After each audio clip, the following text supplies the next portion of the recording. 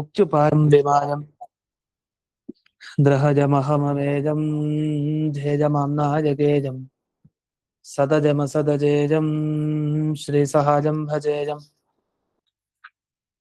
तपस्वाध्यायशुश्रूषा कृष्णपूजारतं मुनिं विश्वेशमिष्टदं वन्दे परिम्राट् चक्रवर्तिनं श्रीगुरुभ्यो नमः। हरिः ओम्।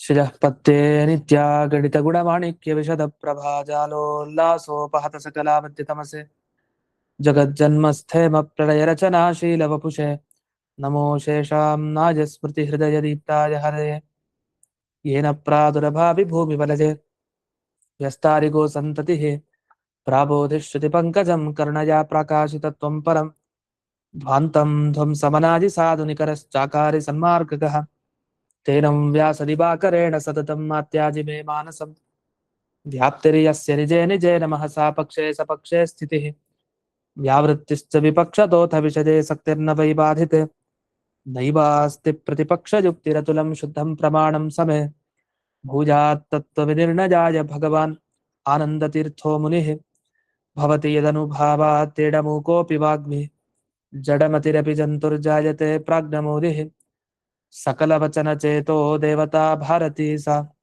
मम वचसि निधत्तां सन्निधिं मानसे च रमानिवासोचितवासभूमिः सन्न्यायरत्नावलिजन्मभूमिः वैराग्यभाग्यो मम पद्मनाभतीर्थामृताब्धिर्भवताद्विभूत्यै पदवाक्यप्रमाणज्ञान् प्रतिवादिमतच्छिदः श्रीमदक्षोभ्यतीर्थाख्यानुपतिष्ठे गुरून् मम श्रीमदानन्दतीर्थार्य सन्मनः सरसि भुवि अनुव्याख्याननलिने चञ्चरीकतिमे मनः न शब्दाब्धौ गाढाः न च निगमचर्चासु चतुराः न च न्याये प्रौढाः न च विदितवेद्यापि वयं परं श्रीमत्पूर्णप्रमतिगुरुकारुण्यसरणिं प्रपन्नामान्याः स्मः किमपि च वदन्तोऽपि महताम् ॐ नारायणं निखिलपूर्णगुणैकदेहं निर्दोषमाप्यतममप्यखिलैः सुवाक्यैः अस्योद्भवादिदमशेषविशेषतोऽपि वन्द्यं सदा प्रियतमं मम सन्नमामि कुपिता हि फणच्छाया समीकृत्या परं सुखं सेवन्ते यत्पदं धीरास्तं भजे वल्लभं श्रियः। ಇದುವರೆಗೆ 239ನೇ ಸುಧಾಮೂಲದಲ್ಲಿ ಪರಿಮಳ ಟಿಪ್ಪಣಿಯ ವಿಚಾರ ಆಗ್ತಾ ಇತ್ತು. ಅಲ್ಲಿ ಶ್ರುತ್ಯಾಚ ಅಂತ ಒಂದು ಶಬ್ದ ಹಾಕಿದ್ದಾರೆ ಪರಿಮಳ ಟಿಪ್ಪಣಿಯಲ್ಲಿ. ಅಂದ್ರೆ ಗುರುಗಳ ಹತ್ರ ಶ್ರವಣ ಮಾಡಿ, ಗುರುಗಳ ಹತ್ರ ಮನನ ಮಾಡಿ, ಗುರುಗಳ ಮುಖಾಂತರ ತಿಳ್ಕೊಂಡು ಧ್ಯಾನ ಮಾಡಿ, ಇದೆಲ್ಲ ಭಗವಂತನ ಅಪರೋಕ್ಷ ಜ್ಞಾನಕ್ಕೆ ಕಾರಣ ಆಗುತ್ತೆ. ಇದಕ್ಕೇನ್ ಪ್ರಮಾಣ ಅಂತ ಪ್ರಶ್ನೆ ಬಂತು. ಶ್ರವಣ ಮಾಡಬೇಕು, ಮನನ ಮಾಡಬೇಕು, ಧ್ಯಾನ ಮಾಡಬೇಕು. ಏನ್ ಪ್ರಮಾಣ? ವೇದ ಪ್ರಮಾಣ ಅಂತ ಹೇಳ್ತಾರೆ. ಯಾವ ವೇದ? ಶ್ರೋತವ್ಯ ಇತ್ಯಾದಿ ಶ್ರುತ್ಯ. ಶ್ರುತಿ ಅಂದ್ರೆ ಕೇಳೋದು ಅಂತಲ್ಲ, ಶ್ರುತಿ ಅಂದ್ರೆ ವೇದ ಅಂತ ಅರ್ಥ. ವೇದಕ್ಕೂ ಶ್ರುತಿ ಅಂತ ಕರೀತಾರೆ, ಇನ್ನೊಂದು ಹೆಸರು. ವೇದ, ಆಮ್ನಾಯ, ಸಮಾಮ್ನಾಯ, ಶ್ರುತಿ, ಈ ತರ ಅನೇಕ ಶಬ್ದಗಳಿದೆ.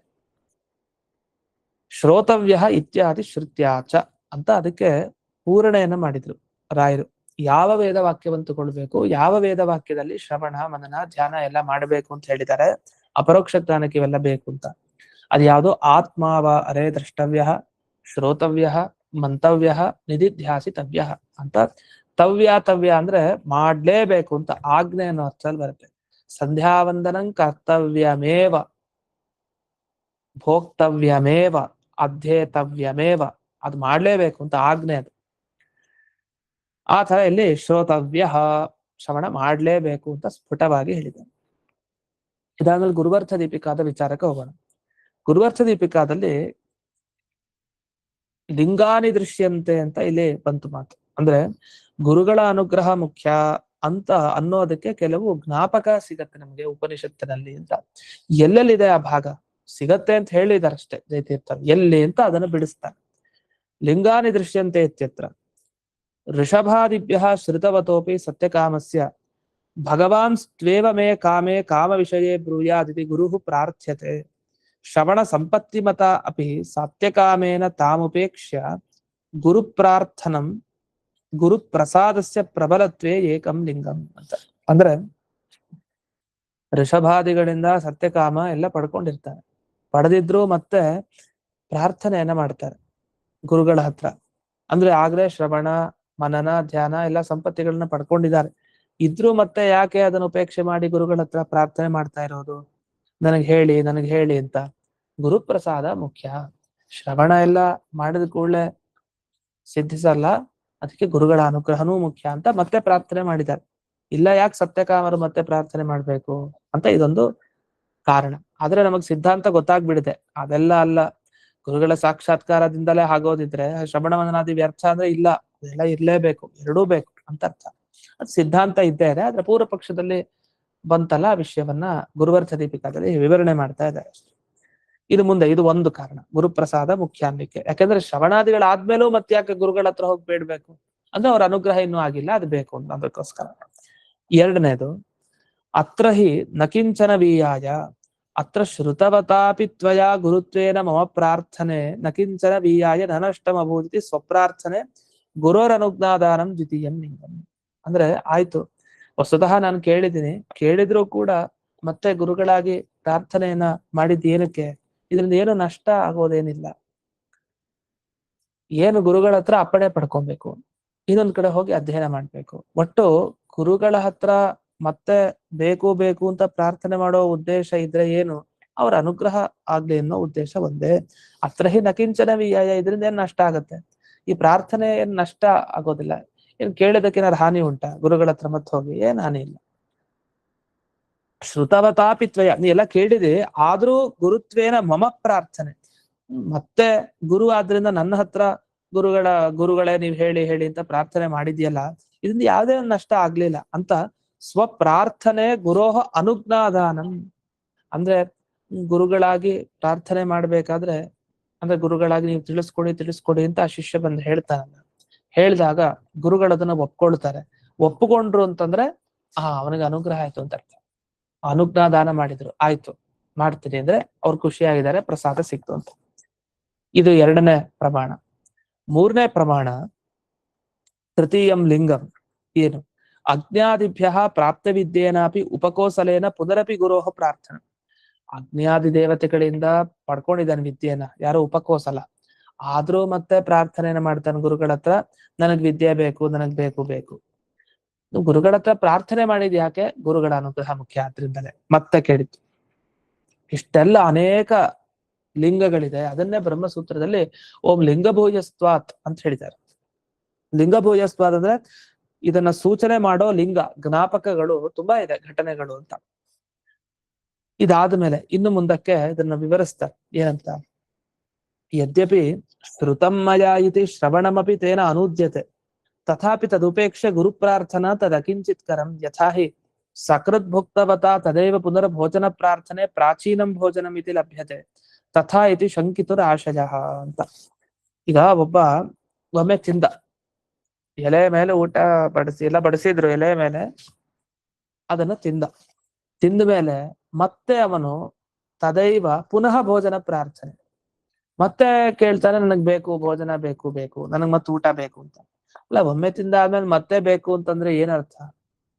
ಅದಕ್ಕೆ ಒಮ್ಮೆ ತಿಂದಾದ್ಮೇಲೆ ಮತ್ತೆ ಬೇಕು ಅಂದ್ರೆ ಅದ್ರ ಮಹತ್ವ ಅರ್ಥ ಆಯ್ತು, ಅಷ್ಟ ಅವಶ್ಯಕತೆ ಇದೆ ಅಂತ ಅರ್ಥ, ಅದಷ್ಟು ಚೆನ್ನಾಗಿದೆ ಅಂತ ಅರ್ಥ. ಗುರುಗಳ ಹತ್ರ ಒಮ್ಮೆ ಪ್ರಾರ್ಥನೆ ಮಾಡಿ ಮತ್ತೆ ಪ್ರಾರ್ಥನೆ ಮಾಡಿದ್ರೆ ಗುರುಗಳು ಮುಖ್ಯ, ಅವರ ಅನುಗ್ರಹ ಮುಖ್ಯ ಅಂತ ಅರ್ಥ. ಇಲ್ಲ ಯಾಕೆ ಕೇಳ್ಬೇಕು?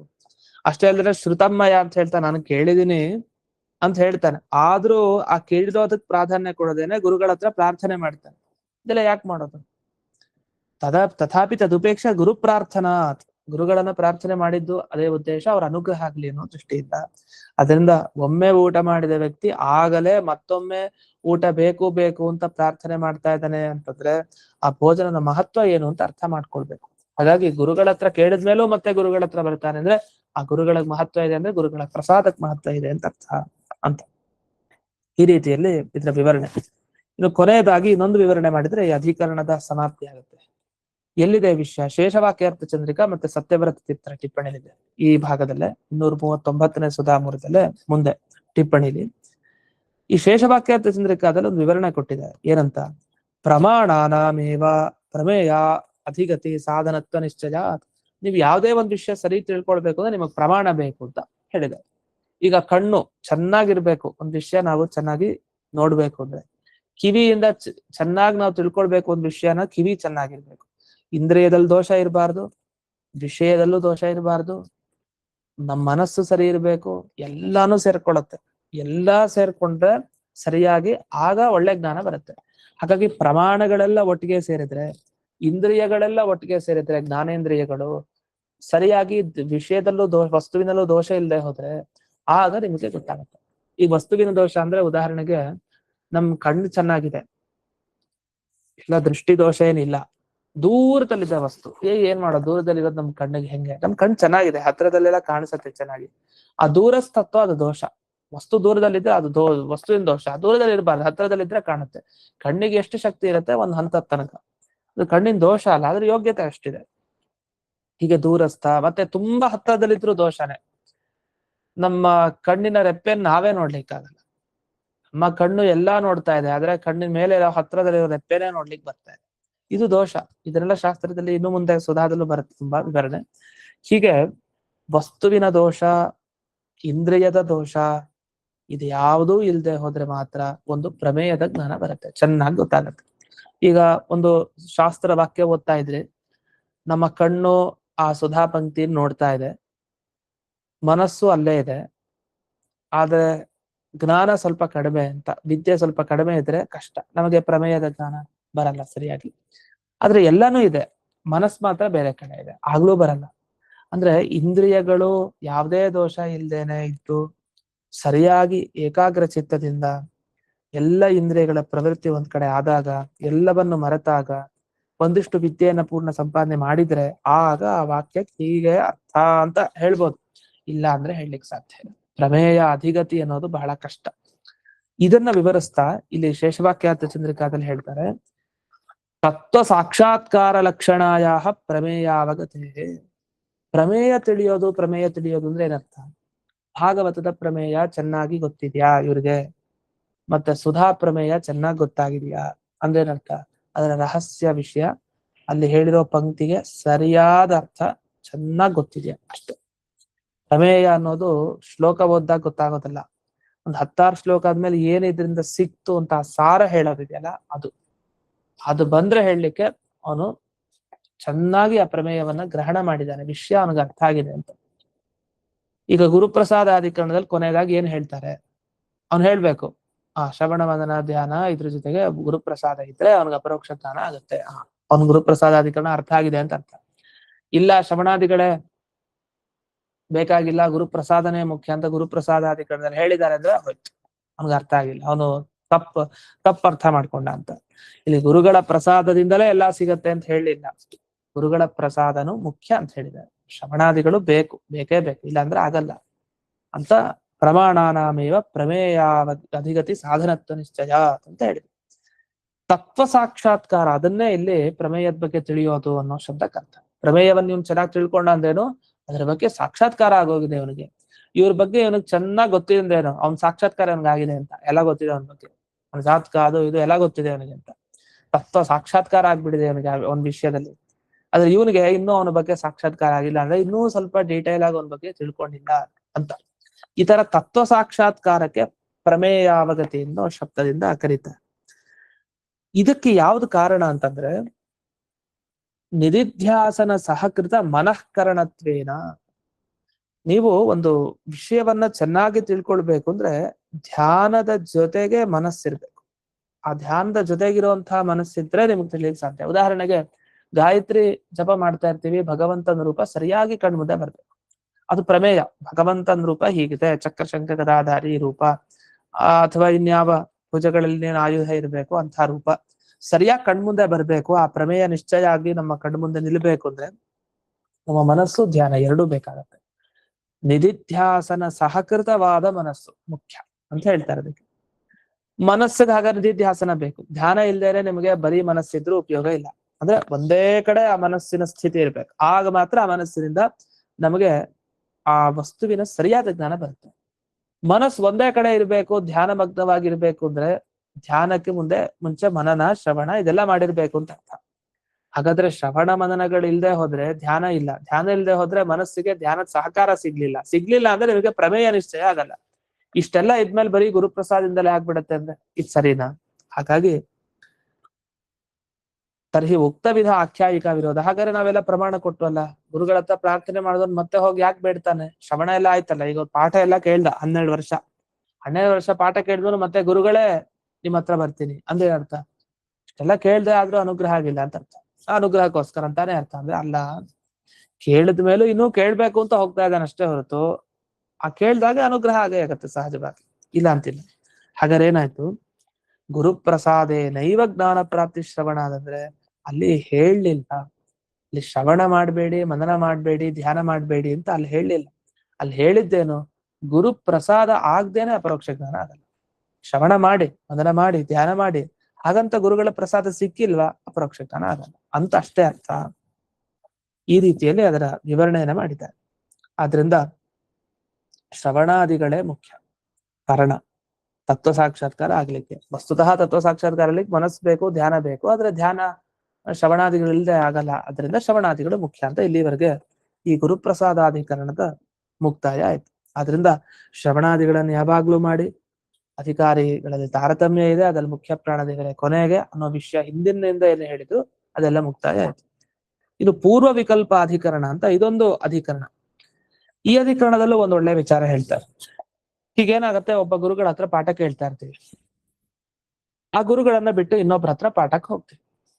ಆ ಗುರುಗಳನ್ನ ಬಿಟ್ಟು ಇದು ತಪ್ಪಾ ಸರಿನಾ? ಮಾಡ್ಬೋದ ಹಾಗೆ? ಯಾಕೆಂದ್ರೆ ಗುರು ಮಂತ್ರ ಪರಿತ್ಯಾಗಿ ರೌರವಂ ನರಕಂ ವ್ರಜೇತ್ ಅಂತ ಒಂದು ಮಾತಿದೆ, ಅದಿಲ್ಲೇ ಬರುತ್ತೆ, ಮುಂದಕ್ಕೂ ಉಲ್ಲೇಖ ಮಾಡ್ತಾರೆ ಇಲ್ಲಿ ಸುಧಾದಲ್ಲೇ. ಈ ಮೊದಲನೇ ವಾಕ್ಯವನ್ನೇ ನೀವು ಗಮನಿಸ್ಬೋದು. ಮುಂದಕ್ಕೆ ಸಂಶಯ ಅದನ್ನು ತೋರಿಸಿ ಗುರುಮಂತ್ರ 240ನೇ ಸುಧಾಮೂಲ, ಗುರುಮಂತ್ರ ಪರಿತ್ಯಾಗಿ ರೌರವಂ ನರಕಂ ವ್ರಜೆ. ಗುರುಗಳನ್ನ ನೀವು ಬಿಟ್ಟು ಒಬ್ಬರು ಗುರುಗಳನ್ನ ಇನ್ನೊಬ್ರ ಹತ್ರ ಹೋದ್ರೆ ನರಕ ಇದೆ, ನರಕಕ್ಕೆ ಹೋಗ್ತಾನೆ ಅವನು ಅಂತ, ರೌರವ ನರಕ ಅಂತ. ಹೀಗೆ ಒಂದು ಮಾತು ಬಂತು. ಹೀಗೆ ಮಂತ್ರ ಪರಿತ್ಯಾಗ ಅಂದ್ರೆ ಯಾವ್ದಾದ್ರು ಮಂತ್ರೋಪದೇಶ ತಗೊಂಡಿರ್ತೀವಲ್ಲ, ವೇದವ್ಯಾಸ ಹಯಗ್ರೀವ ಈ ತರ ಎಲ್ಲ ಮಂತ್ರೋಪದೇಶ ತಗೊಂಡು ಅದನ್ನ ಬಿಟ್ರೆ ರೌರವ ನರಕ ಅಂತ. ಈ ತರ ಗುರು ಪರಿತ್ಯಾಗ, ಮಂತ್ರ ಪರಿತ್ಯಾಗ ಮಾಡಿದ್ರೆ ರೌರವ ನರಕ ಪ್ರಾಪ್ತಿ ಅಂತ ಇದೆ. ದೊಡ್ಡ ಸಮಸ್ಯೆ ಆಯ್ತಲ್ಲ. ಇವಾಗ ರಾಯರನ್ನ ಆಶ್ರಯಿಸಿರ್ತೀವಿ ಅಂತ ಇಟ್ಕೊಳ್ಳಿ, ರಾಯರನ್ನ ಗುರುಗಳು ಅಂತ. ರಾಯರನ್ನ ಬಿಟ್ಟು ವಾದಿರಾಜರ ಹತ್ರ ಹೋದ್ರೆ ಗುರುಗಳು ಅಂತ ದೋಷನ? ಅಥವಾ ವಾದಿರಾಜರನ್ನ ಬಿಟ್ಟು ಮಧ್ವಾಚಾರ್ಯರನ್ನ ಗುರುಗಳು ಅಂತಂದ್ರೆ ದೋಷನ? ಅಥವಾ ಶ್ರೀಪಾದರಾಜರ ಹತ್ರ ಹೋದ್ರೆ ಇದು ದೋಷನ? ಒಬ್ರು ಗುರುಗಳನ್ನು ಬಿಟ್ಟು ಇನ್ನೊಬ್ರು ಗುರುಗಳ ಹತ್ರ ಹೋದ್ರೆ ಇದು ದೋಷನ? ಅಥವಾ ಪಾಠ ಹೇಳೋ ಗುರುಗಳು ಅಂತ ಇಟ್ಕೊಳ್ಳಿ, ಅವ್ರು ಜ್ಞಾನಿಗಳಾಗೋದು, ಅವ್ರ ಎಲ್ಲ ಗುರುಗಳ ಹತ್ರ ಹೋಗ್ತೀವಿ. ತೀರ್ಥಕ್ಷೇತ್ರಕ್ಕೊಂದು ಹೋಗ್ತಾರೆ, ಒಂದು ತೀರ್ಥಕ್ಷೇತ್ರಕ್ಕೆ ಇನ್ನೊಂದು ಹೋಗ್ತಾರೆ, ಇರ್ಲಿ. ಪಾಠ ಹೇಳ್ಕೊಡೋ ಗುರುಗಳು, ಈ ಪಾಠ ಹೇಳ್ಕೊಡೋ ಒಬ್ಬ ಗುರುಗಳನ್ನ ಬಿಟ್ಟು ಇನ್ನೊಬ್ರು ಗುರುಗಳ ಹತ್ರದೇ ದೋಷನ? ಈ ಗುರುಕುಲದಲ್ಲಿ 16 ಜನ ಅಧ್ಯಾಪಕರು ಇರ್ತಾರೆ, ವಿದ್ಯಾರ್ಥಿಗಳಿಗೆ ಒಬ್ರು ಪಾಠ ಬಿಟ್ಟು ಇನ್ನೊಬ್ರು ಪಾಠಕ್ಕೆ ಹೋಗ್ತಾರೆ, ಇದು ದೋಷನ ಅಂದ್ರೆ ಹಾಗಲ್ಲ. ಈಗ ಫಸ್ಟ್ ಪೀರಿಯಡ್ ಒಂದ್ ಪಾಠ ಕೇಳ್ದ ಒಬ್ಬ ಗುರು ಹತ್ರ, ನೆಕ್ಸ್ಟ್ ಪೀರಿಯಡ್ ಅಲ್ಲಿ ಇನ್ನೊಬ್ಬ ಗುರು ಹತ್ರ ಹೋದ, ಇದು ಪರಿತ್ಯಾಗ ಅಂದ್ರೆ ಹೌದು ಪರಿತ್ಯಾಗ ತಾನೆ. ಮೊದಲನೇ ಗುರುನ್ ಬಿಟ್ಟು ಇನ್ನೊಂದು ಗುರುನ್ ಹೋದ ಅಂದ್ರೆ ಅದೆಲ್ಲ ಹೇಳ್ತಾ ಇರೋದು. ಒಬ್ಬರ ಗುರುಗಳ ಹತ್ರ ಶಾಸ್ತ್ರ ಪಾಠ ಕೇಳಲಿಕ್ಕೆ ಶುರು ಮಾಡಿದ್ಮೇಲೆ ಅಥವಾ ಮಂತ್ರೋಪದೇಶ ಪಡ್ಕೊಂಡ್ಮೇಲೆ, ಎಲ್ಲ ಅನೇಕ ವಿಷಯಗಳನ್ನ ತಿಳ್ಕೊಂಡ್ಮೇಲೆ ಆ ಗುರುಗಳನ್ನ ಪೂರ್ಣ ಬಿಟ್ಟ ಸಂಬಂಧನೇ ಇಲ್ಲ ಆ ಗುರುಗಳ ಹತ್ರ. ಇನ್ನೊಬ್ಬ ಗುರುನ ಹಿಡ್ಕೊಂಡು ಹೋದ, ಇದು ಗುರು ಪರಿತ್ಯಾಗ ಅಂದ್ರೆ. ಮಂತ್ರ ಪರಿತ್ಯಾಗ ಅಂದ್ರೆ ಇವತ್ ಮಾಡ್ದೆ ನಾಳೆ ಬಿಟ್ಟೆ ಮತ್ ಮಾಡ್ದೆ, ಇದು ಪರಿತ್ಯಾಗ ಅನಿಸ್ಕೊಳ್ಳಲ್ಲ. ಪರಿತ್ಯಾಗ ಅಂದ್ರೆ ಬಿಟ್ಟೆ ಬಿಡೋದು ಅಂತ ಅರ್ಥ, ಸರ್ವತ ಸಂಬಂಧನೇ ಇಲ್ಲ ನಮ್ಗೂ ಅವ್ರಿಗೆ ಅಂತ. ಈ ತರ ಮಾಡಿದ್ರೆ ರೌರವ ನರಕ ಅಂತ ಹೇಳಿದ್ದಾರೆ. ಇದ್ರ ಬಗ್ಗೆ ಒಂದು ಗೊಂದಲ, ಅದಕ್ಕೆ ಆಚಾರ್ಯ ನಿರ್ಣಯ ಕೊಡ್ತಾರೆ. ಇದ್ರ ಬಗ್ಗೆ ಅಷ್ಟೊಂದೆಲ್ಲ ವಿಚಾರ ಮಾಡೋದು ಬೇಡ. ಇದಕ್ಕೊಂದು ಆಚಾರ್ಯದ ಸಿದ್ಧಾಂತ ಏನಿದೆ, ಒಬ್ಬ ಗುರು ಪರಿತ್ಯಾಗ ಅಂದ್ರೆ ಯಾವ ಗುರುಗಳನ್ನ ತ್ಯಾಗ ಮಾಡಿದ್ರೆ ರೌರವ ನರಕ ಅನ್ನೋ ವಿಷಯಕ್ಕೆ ಬಂದಾಗ ಇಲ್ಲಿ ಪ್ರಶ್ನೆ ಮೊದಲು ಮಾಡ್ಕೊಂತಾರೆ. ಇದನ್ನ ಪೂರ್ವ ವಿಕಲ್ಪಾಧಿಕರಣ ಅಂತ ಹೇಳ್ತಾರೆ. ಓಂ ಪೂರ್ವ ವಿಕಲ್ಪ ಪ್ರಕರಣ ಸ್ಯಾತ್ ಕ್ರಿಯಾಮಾನಸವತ್ ಅಂತ ಈ ಸೂತ್ರ ಇದ್ರಲ್ಲಿ ಜಿಜ್ಞಾಸಾಧಿಕರಣದಲ್ಲಿ ಮತ್ ಬರುತ್ತೆ ಈ ಸೂತ್ರ. ಇದು ಇಲ್ಲಿ ಬರೋದು 3ನೇ ಅಧ್ಯಾಯದ 3ನೇ ಪಾದದಲ್ಲಿ. ಪ್ರಶ್ನೆ ನೋಡಿ, ಇವತ್ತು ಸಂಶಯದ ಬಗ್ಗೆ ನೋಡೋಣ, ಅದೆಷ್ಟು ಸಾಧ್ಯನೋ ಅಷ್ಟು ವಿವರಣೆ. ಕಿಂ ಪ್ರಥಮ ಪ್ರಾಪ್ತ ಏವ ಗುರುಹು ಉತ ತಂ ಪರಿತ್ಯಜ್ಯ ಅನ್ಯೋಪಿ ಸ್ವೀಕರ್ತು ಶಕ್ಯತೆ ಇತಿ ಸಂಶಯ. ಈಗ ಏನಾಗತ್ತೆ, ಜೀವನದಲ್ಲಿ ಮೊದಲಿಗೊಬ್ರು ಗುರುಗಳು ಸಿಕ್ಬಿಡ್ತಾರೆ. ಗುರುಗಳು ಸಿಕ್ಕದ ಮೇಲೆ ಅವರನ್ನ ಬಿಟ್ಟು ಇನ್ನೊಬ್ರು ಗುರುಗಳ ಹತ್ರ ಹೋಗಬಹುದೇ, ಸ್ವೀಕರ್ತು ಶಕ್ಯತೆ ಕಿಂ ಅಂತ ಒಂದು ಸಂಶಯ ಬರ್ತದೆ.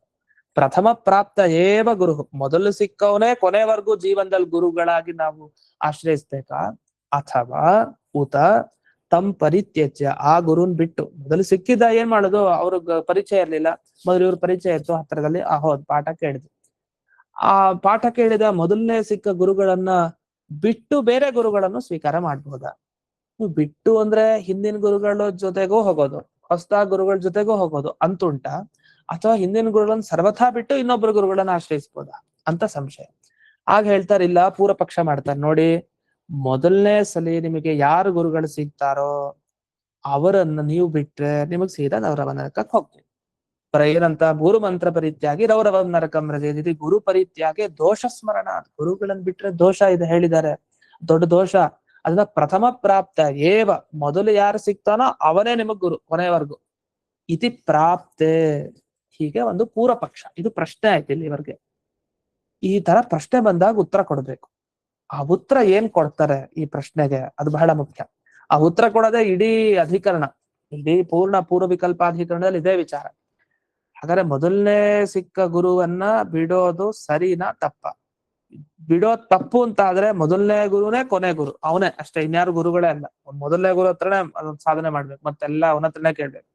ಆದ್ರೆ ಮೊದಲನೇ ಗುರು ಏನು ಬರ್ದೇ ಇದ್ರೆ ಏನ್ ಕಥೆ ಆಗ? ಈ ತರ ಪ್ರಶ್ನೆಗಳಿದೆ. ಈ ಮೊದಲನೇ ಗುರು ಅವ್ನಿಗೆ ಹೇಳ್ಕೊಳ್ಳಿಕ್ ಬರೋದೇ ಯಾವ್ದೋ ಒಂದ್ ಗ್ರಂಥ ಅಂತ ಇಟ್ಕೊಳ್ಳಿ, ಕೊನೆವರೆಗೂ ಮತ್ತೆ ಅದೇ ಇದ್ರೆ ನಮ್ ಸಾಧನೆ ಆಗೋದು ಹೇಗೆ? ಆ ಗುರುಗಳನ್ನ ಬಿಟ್ಟು ಇನ್ನೊಬ್ರ ಹತ್ರ ಹೋಗ್ಲೇಬೇಕಲ್ಲ. ಮತ್ತೆ ರೌರವ ನರಕಕ್ಕೆ ಹೋಗ್ತಾರೆ ಅಂತ ಶಾಸ್ತ್ರದಲ್ಲಿ ಬೇರೆ ಹೇಳಿದ್ದಾರೆ. ಮತ್ತೆ ಏನ್ ಮಾಡೋದು? ಸಂದಿಗ್ಧ ಪರಿಸ್ಥಿತಿ. ಅದಕ್ಕೆ ಸಂಶಯ ಬಂದಿದ್ರಿಂದಲೇ ಬ್ರಹ್ಮಸೂತ್ರದಲ್ಲಿ ವೇದವ್ಯಾಸರು ಇದಕ್ಕೆ ಉತ್ತರ ಕೊಡ್ತಾರೆ. ಮಧ್ವಾಚಾರ್ಯ ಅದಕ್ಕೆ ವಿವರಣೆಯನ್ನು ಕೊಟ್ಟಿದ್ದಾರೆ. ಜಯತೀರ್ಥರು ಇನ್ನೂ ಸುಂದರವಾದ ವಿವರಣೆ, ಟಿಪ್ಪಣಿಲಿ ಇನ್ನೂ ಸುಂದರವಾದ ವಿವರಣೆ ಮಾಡ್ತಾರೆ. ಎಲ್ಲ ಸೇರಿಸಿ ಏನ್ ಹೇಳ್ತಾರೆ ಅನ್ನೋದು ಮತ್ತೆ ನಾಳೆ ದಿವಸ ನೋಡೋಣ ಅಂತ ಹೇಳ್ತಾ ಇಂದಿನ ಪಾಠವನ್ನ ಗುರುವಂತರ್ಗತ ವ್ಯಾಸತೀರ್ಥ ಗುರುವಂತರ್ಗತ ಭಾರತೀಯ ರಮಣ ಮುಖ್ಯ ಪ್ರಾಣ ಅಂತರ್ಗತ ಶ್ರೀಮನ್ ಗೋಪಾಲಕೃಷ್ಣನಿಗೆ ಅರ್ಪಣೆಯನ್ನು ಮಾಡ್ತೇನೆ. ಶ್ರೀಕೃಷ್ಣ ಅರ್ಪಣ. ನಮಸ್ಕಾರ ಗುರು. ನಮಸ್ಕಾರ ಗುರುಗಳೇ.